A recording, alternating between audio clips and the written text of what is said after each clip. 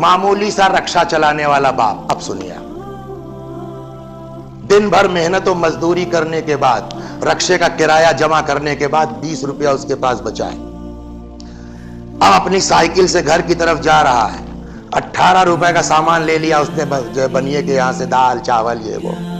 2 روپے جیب میں پڑے ہیں. جیسے ہی نکڑ سے نکلنے لگا, گلی کے سامنے جو ایک ٹھیلے والا کھڑا تھا دسہری آم لگائے ہوئے. اس نے کہا بھائی وہاں بڑھیا میٹھا آم آیا یار, نہیں لوگے کیا؟ یہاں تو اپنی اوقات پتا ہے نا, جیب میں 2 روپے.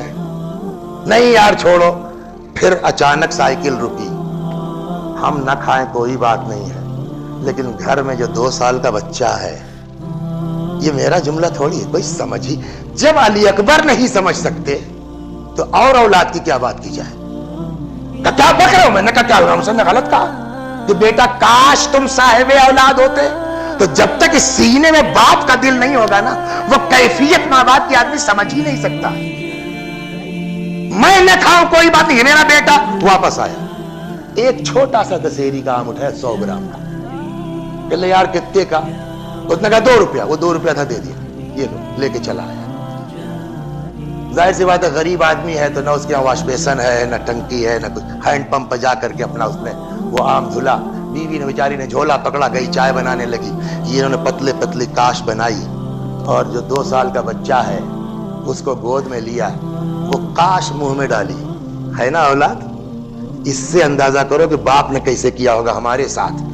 ڈالا. اب بچے کو جو پہلی بار زندگی میں دسہری کا مزہ ملا, مسکرایا.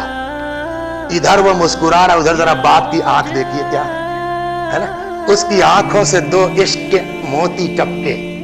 وہیں سے مسکرا کے باورچی خانے کا رخ کر کے کہتا, دیکھ رہی ہو ماشاءاللہ ہمارا بچہ اب آم کھانے کے لائق ہو گیا ہے. پوری زندگی میں ہمارے باپ نے 100 گرام کا ایک آم کھلایا تھا, ہے نا. اب وہی ڈاکٹر صاحب ہیں, 3 آپریشن کر کے چلے ہیں, 6 لاکھ روپیہ اٹیچی میں رکھا ہے. لکھنؤ سے فیض آباد کے لیے جا رہے ہیں, راستے میں بڑے آم کے باغات ہیں. ایک باغ کے سامنے رکے تو جتنے باغ والے تھے, ہاں ڈاکٹر صاحب ہمیں لاؤ, اس پیٹی میں کتنا ہے؟ صاحب 35 کلو ہے صاحب, رکھ دو گاڑی میں. رکھ دیا. کتنا؟ ارے آپ سے کہا نہیں 1000. تو ان کو 1000 کا نوٹ, صاحب 2000 کی نوٹ پکڑا دی, لے چلے آئے. خود نے زحمت نہیں کی, نوکر سے کہا لے جا کر کے یہ پیٹی ابا کے کمرے میں رکھاؤ, ان سے کہہ دینا خود کھائیں اور اپنے پرانے بوڑھے دوستوں کو بلا کے کھلائیں, ٹینشن نہیں ہے, ختم ہو جائے گا پھر آ جائے گا. 100 گرام کی جگہ 35 کلو کی پیٹی بھیج دی. اب آ کے قرآن کھولیے, قرآن بتا میں نے 100 گرام آم کی جگہ 35 کلو کی پیٹی بھیج دی ہے, حق ادا ہوا؟ قرآن کا جواب وہی ہے, 35 کلو نہیں 35 کنٹل دے دو, 35 کنٹل نہیں 35 ٹن دے دو, مگر اس ایک کاش کا جواب جو 1 گرام کی بھی شاید نہ رہی ہو, اس کا حق ادا نہیں ہو سکتا. یہ کیوں؟ کیسی زبردستی ہے؟ اس کا ایک سیدھا جواب ہے کہ تم نے آم کا جواب تو دے دیا, لیکن جس وقت تمہارا باپ تمہارے دہن میں وہ آم کی کاش ڈال رہا تھا, اس وقت دیکھا تھا تم نے اس کی آنکھوں سے محبت کے آنسو ٹپک رہے تھے. کیا تم نے جب 35 کلو کی پیٹی پلٹوائی ہے, تمہارے اندر بھی وہی عشق تھا, وہی محبت تھی؟ تو تم آم کا بدلہ تو دے سکتے ہو, اس محبت کا جواب کون دے گا؟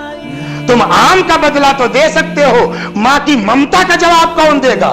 تو اب لڑکے کا جواب, ہم تو 2 سال کے تھے صاحب, ہم کو تو یاد ہی نہیں ہے کہ ہمارے باپ نے ہمارے ساتھ کیا کیا ہے, ہم کو تو یاد ہی نہیں ہماری ماں نے ہمارے ساتھ کیا کیا ہے, ہم کیسے پورا کریں؟ کہ تم نہیں کر سکتے ہو, کہ تم نہیں کر سکتے تو ماں باپ کا حق لے کے مر جائیں. جواب نہیں. کہ تم کیا کریں؟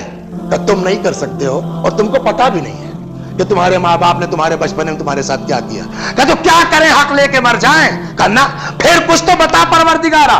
کہ ہم بتاتے ہیں, کچھ نہیں کرنا ہے تم کو, جتنا کر سکتے ہو اتنا کرو. وبالوالدین احسانا, جتنا ہو سکے اتنا اچھا سلوک کرو, نرم لہجے میں بات کرو, اف نہ کرو, مگر خبردار یہ احساس نہ ہو کہ تم نے حق ادا کر دیا. حق ادا کرنے کے لیے کیا ہوگا, کیا کرنا؟ کچھ نہیں. ہماری بارگاہ میں آؤ اور بس یہ عاجزی سے کہو, رب ارحمہما کما ربیانی صغیرا.